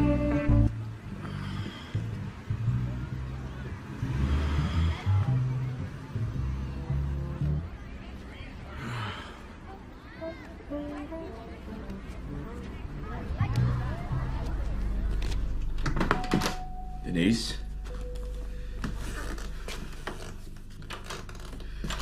Denise?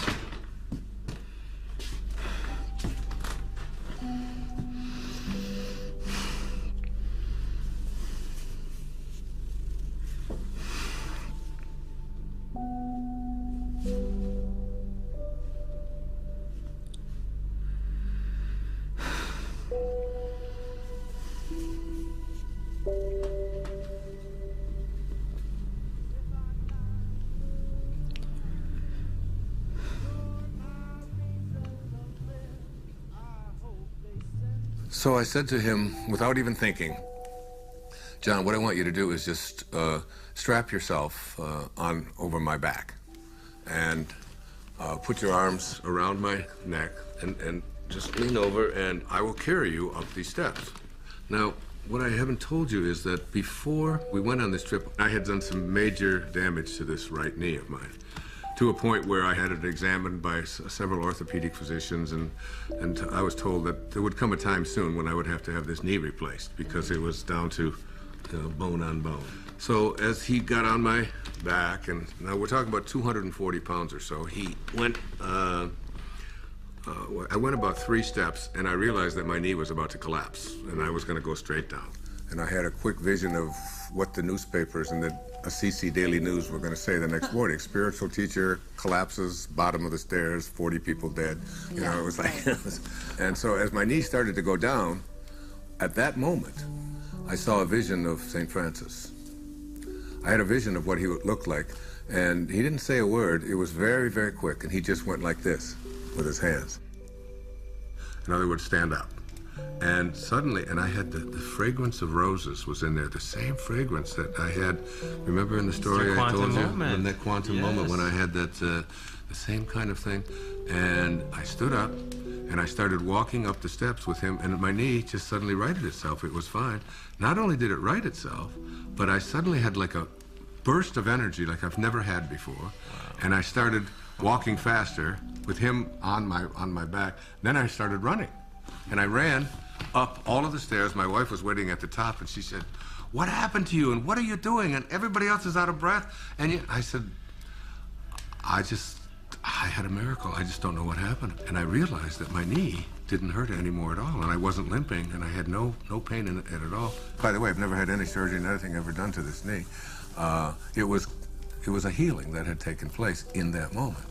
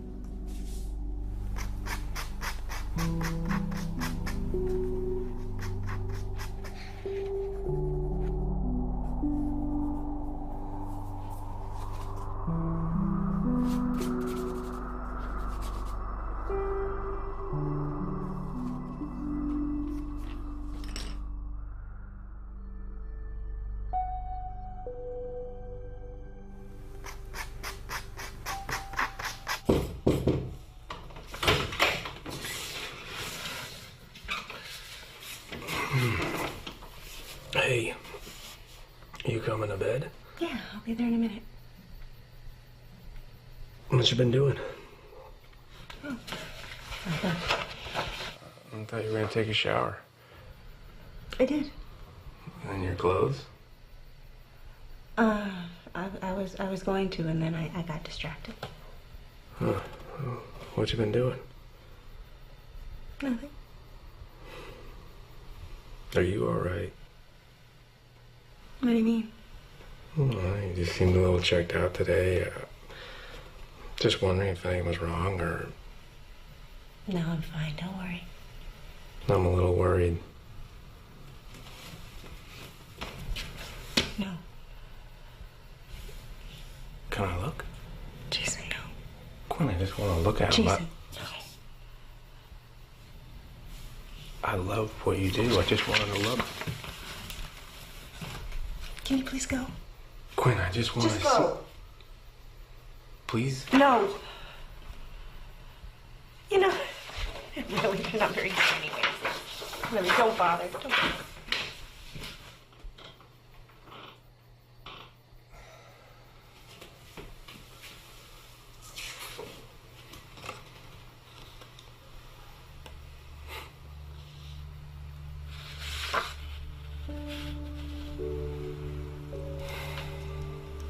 Later on, I started to talk about this miracle, but the thing that I did was, when people would ask me, why do you think it happened to you? I would always say, well, why not? I mean, I'm Wayne Dyer, after all. And I've written an entire book about him, and he's... I deserve a miracle. Yeah, and it was like, and I really believed that it was like a special sort of thing that came to me. That's what happens, you know, when you get your ego involved in it. And what happened in that moment is that I totally forgot my ego. It wasn't that I'm so grand and so spiritual or that I'm so special. My instantaneous reaction to what John needed was to just reach out to him, and that's when the miracle occurred. In one moment, without thinking, I reached out to a fellow human being in need and forgot about myself. And it was almost as if the door opened, the teachers found me and said, here it is. The best way to have those doors open is to forget about yourself and to reach out and serve. It's always about serving. It's, you know, one of the mistakes so many people make is they just think, well, I'm just going to attract what I want into my life. And one of the things that I really profoundly believe in, you do not attract what you want. You attract what you are. What you are. I would have been too shy. I'm sorry. such an earnest guy. I would have no further things to say. We ran in such different circles, my baby, diagrammed different lines. Now we gaze at the moon out the window. Denise, come here. Sorry, I'm so sorry. I should never have done this. Hey, look at me. Look at me. It's okay. No, it's not okay. It's not okay. Everything's going to No, be okay. I Everything's did going to this. be fine. No, you didn't do anything. I knew how you felt. I did this. I did this more than you. Listen to me. I'm sorry. I love you. I love you so much. The stars You're gonna be okay. must have been our time. We found true love while staying at home.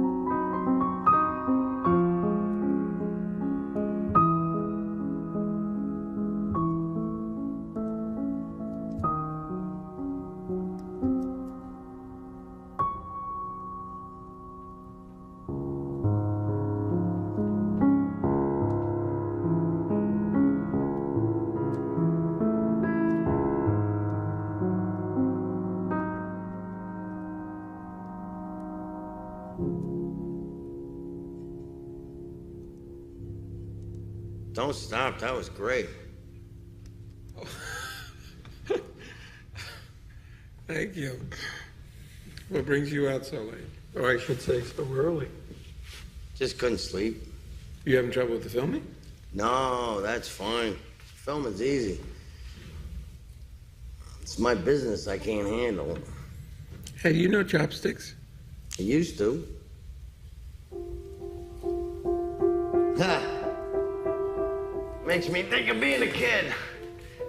When I was idealistic. Back when I thought I'd make a name for myself. Oh, hey, don't say that. You have a name. More like a household name. More like Scorsese or Tarantino. Well, hang in there. Anything can happen. Why does it have to be so hard? One minute I have the funding to make my movie. The next I don't.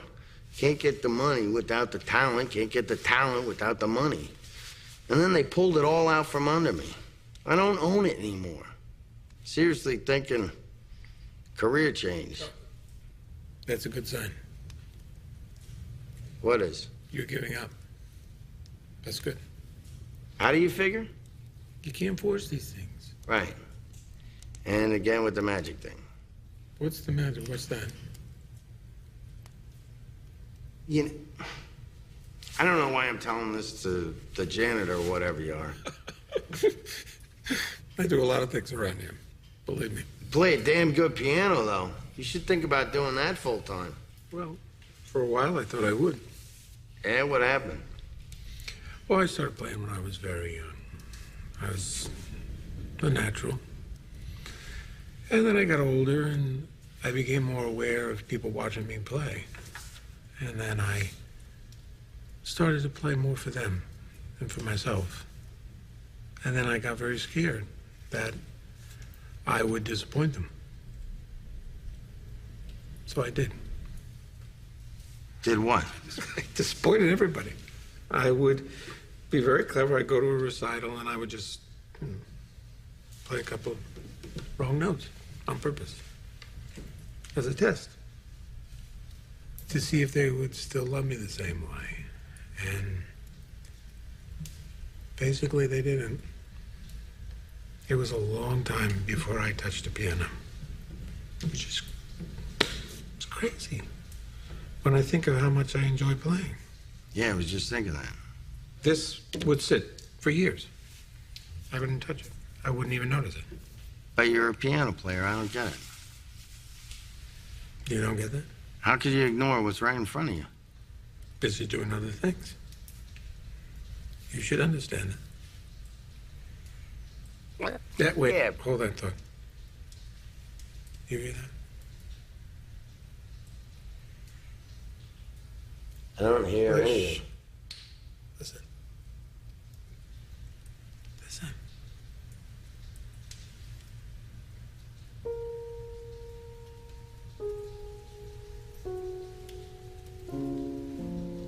That's nice. I like that.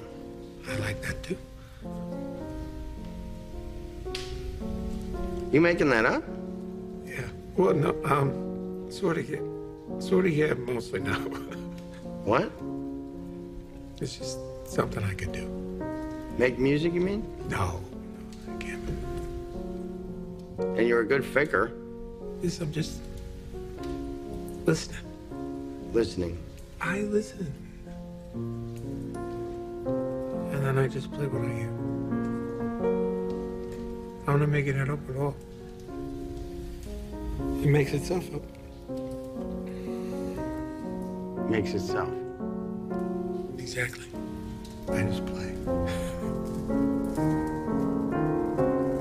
Sometimes all you gotta do is just show up, pay attention, and music happens. Your music happens.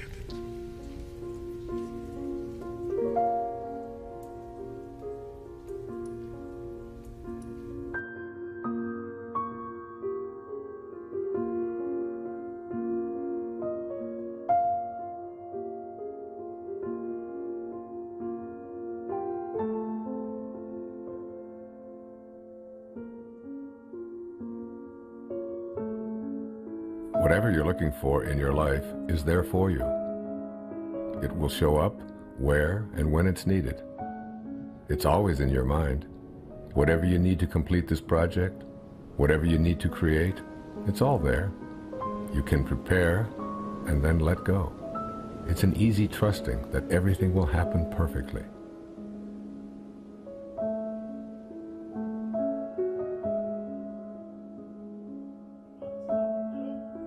Bend forward to your lower spine. Bend your knees. Place your hands on the floor. Move your hips up and down. Right, left, right, left, right, left, right, left. Get your You know lower what? spine. I can't shoot it from here. No? No, there's tint. Oh, but we really need something for B-roll. We don't have anything. I'm not the director. I don't know what David wants. Where is he anyway? He's probably sleeping off a hangover. Well, I gotta go in. I can't shoot it from out here. Oh, great. Go in. Go do that. You're not coming with me. Me? I'm not going in there. It's like 200 degrees in there. Okay. And what about you? No way, Jose. I had better get a bump for this. Mm-hmm. You're my hero. Okay. You guys suck.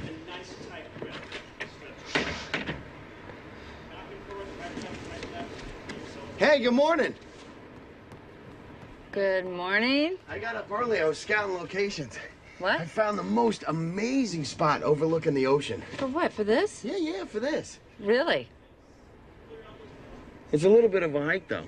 That's okay. We will indulge your creativity. You sound inspired, David. I am inspired. I'm making music, doing the down. What are you talking about? What is Rob doing in there alone? That's some crazy hot yoga torture. Yeah. I can't let him be in there by himself. Cover me, I'm going in. You're going in? Pick up your right foot in front of you. He's going in. I can't believe it.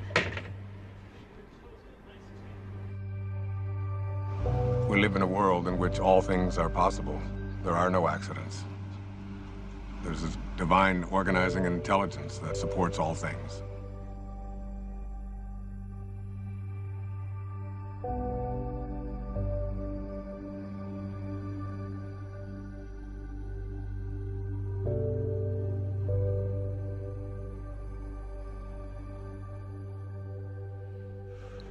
I think you have to get to the place where you're no longer focused just on yourself. And the things that you really want for yourself, you begin to say, how can I want them more for someone else than I want them for me? And that's God realization.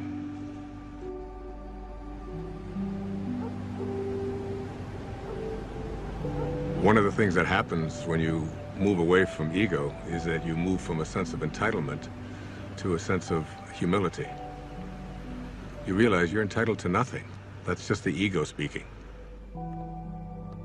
So the fundamental truth is that you must be like what you came from. If you came from divinity, you must be divine. If you hold your hands up and say, these are the hands of God, then what does God do with his hands? God is just giving. That's all God knows how to do. Hi. How are you this morning? Better than yesterday. That's a good way to be. Not better than anybody else, just better than you used to be. Hey, I was wondering, is there a place around here where I could actually buy some flowers? I wanted to bring some back for my wife. I can let you have some of these if you want. Really? Yeah. I mean, they're not fancy like you get in a flower shop. They're just indigenous roses. A little more rustic. I think my wife might actually like that. Hey, no, wait, let me help you. Cut just above the leafy part there, and above the leafy part, and try to do it on an angle. Hey, there you go. Good. Can you tell I've never done this before? Not much of a gardener? No. I usually pay people to do my gardening. People who actually know what they're doing, like you. Well, I get a lot of satisfaction out of it. I've never really seen the value in flowers, I guess. Don't you ever send your wife flowers? No. Oh, that sounds bad. It's a new day. Yes, it is. You know, there are over 200 species under the genus Rosa. And there's a rose database that has, I think it was over 6,000 variations of roses. Seems almost excessive. Here. Thank you very much. Can I give you a tip? No, nothing. You sure? It's okay. Well, I'll be sure to tell the owner of this place what a great staff he has. You just did. You? You're the owner. No, I really am. I apologize. I thought you were just the gardener. That's an easy mistake to make. I saw you watering the plants. Plants need to be watered. Yes, they do. Thanks again.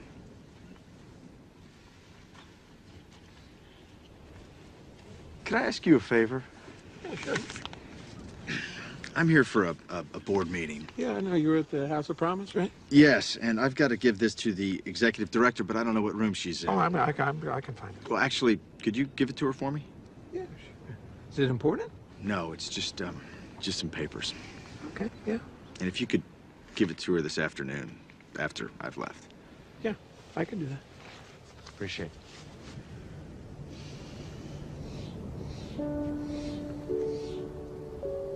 So you shift your thoughts from what can I get to how can I offer, how may I serve?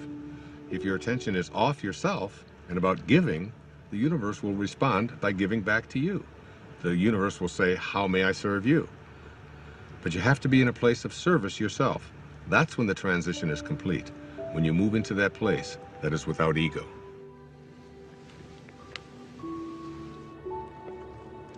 Hey there. Hi. Missed you yesterday. Had a great game. Yeah, got stuck in town. Yeah, I understand. Things come up. Yes, they do. How'd the meeting go? Nothing changed. They still need the money. But once they get the money, we'll see who gets the contract. See you in the city. All right, see you here. Not so fast. Don't tilt it. No, we don't want to crush the flowers. That's very good. Oh, I'm telling you, you don't want to know how much these flowers cost. You know, it's the same florist the mayor uses. Now, oh, be careful, please. Thank you.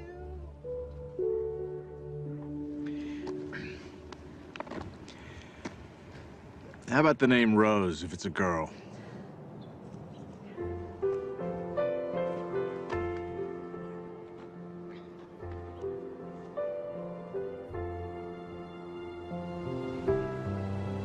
As we move into the meaning phase of life, it's not as if you no longer are ambitious.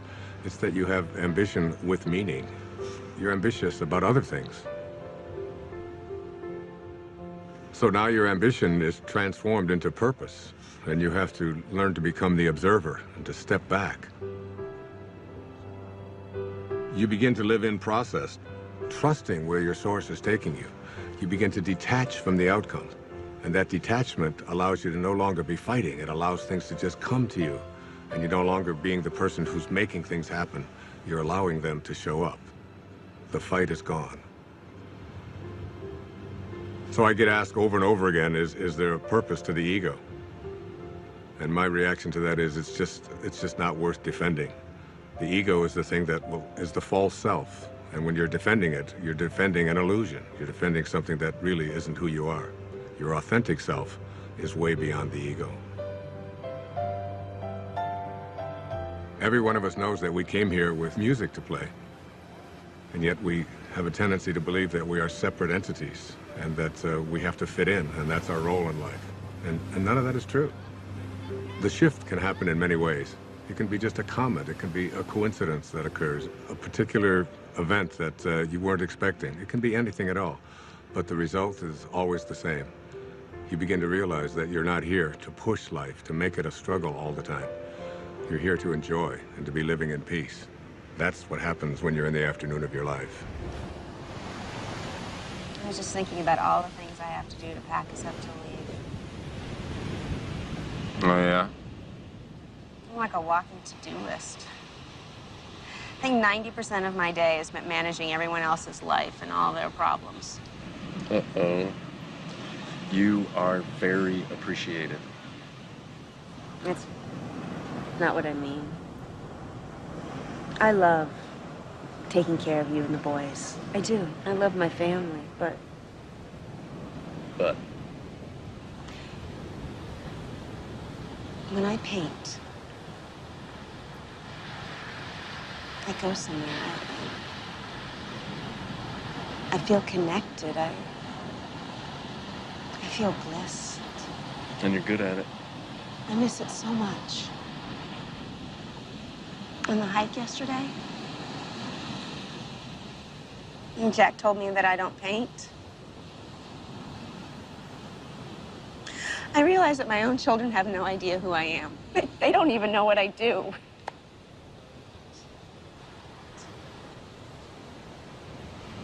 So do it. Really? Yes, absolutely. Thank you. I want to stay here. What? Just for a week. Right now, just this next week. What, you think I'm gonna leave you here all alone? Jason, every cell in my body wants to stay here just a little bit longer. I'm hearing you, but I have no idea what you're saying. I need to reorient myself. I need to find my way back, and I need solitude to do it. Quinn, you're a mother of 2 small children. You don't get solitude. Jason, you have to know I love you. And I love the kids, and I am still us, but I am more than this.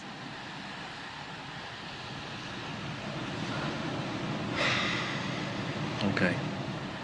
There's just one problem. See, I don't know how to do what you do.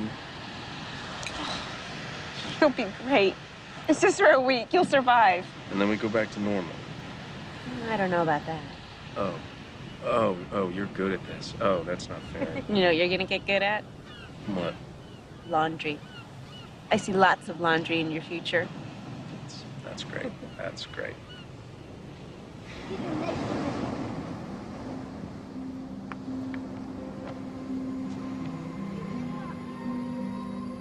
If you want to see the doors open in your life, you detach yourself from what the ego says, and you allow yourself to live from this divine place called spirit.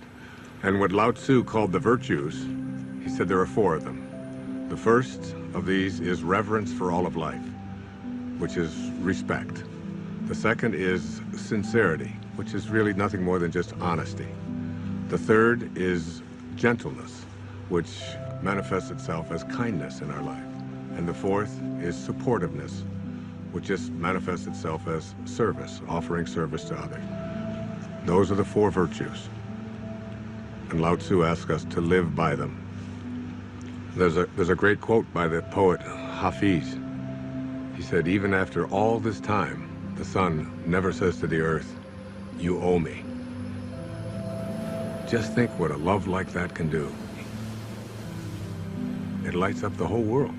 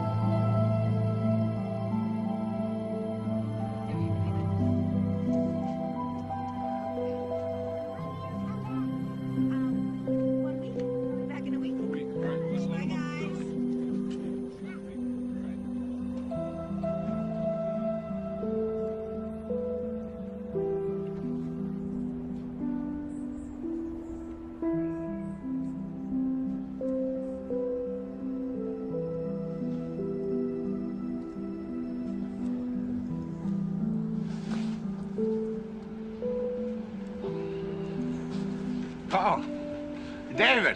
Hey. Hi. How you doing? So did you get everything you need? I think I got even more than that. Really? I'm actually inspired. I was looking at some of the footage. I'd love to do something with these interviews, something creative. Like what? Well, this place. There's something happening here. What you're talking about, the people, themes, I think I can really do something with Wait a second. I thought you were just a technician on this shoot. Isn't that what I heard you say before? I guess not.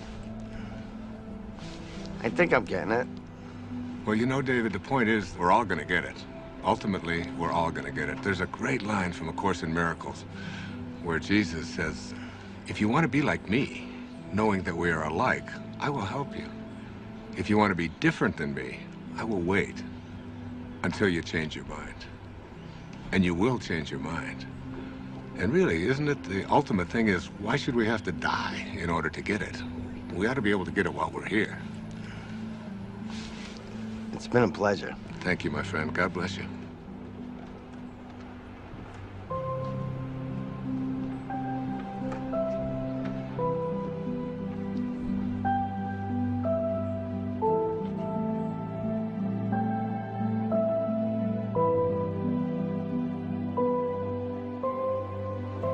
Nobody needs to ask the question, what is my purpose? It will always be found in service. If you can just for one day put your attention on making life better for someone else, if you can focus on thinking like that, that's how God thinks. It's an ancient concept, but it's still relevant. To touch someone's life is more valuable than any amount of money. My friend Byron Katie says, to believe that you need what you don't have is the definition of insanity. That you can't be fulfilled until you get all these things, that's an illusion. Really, you don't need anything more. It doesn't matter what it is you do. You could be a cab driver, a teacher, a factory worker, a manager. What matters is that you put your attention on how may I serve. Think of the people you go to, whoever you are in your path. You can run an entire business this way. not being attached to outcome, putting attention on service. Your life becomes about living those virtues. How can I serve? How can I be gentle? How can I be reverent? Thinking like that means you're living in meaning. The messages of the morning are about what you can and can't do, about how society defines you. But in the afternoon, after the shift, it's about connecting to an energy that's taking care of everything, and we're all just being done. Try to stop yourself from breathing, from your fingernails growing. Living the virtues is all we need to do. The truth is, I feel something else is in charge of all of this. So it's really about surrendering to it. Surrendering to something that is bigger than you, that you are connected to, and that's really in control of everything.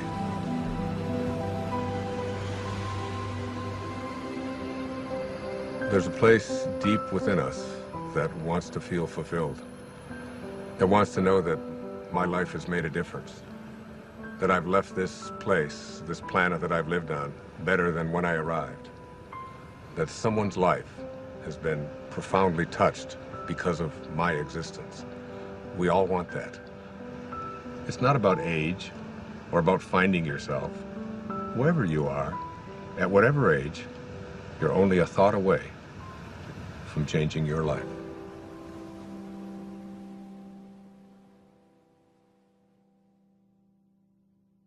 This is not a race.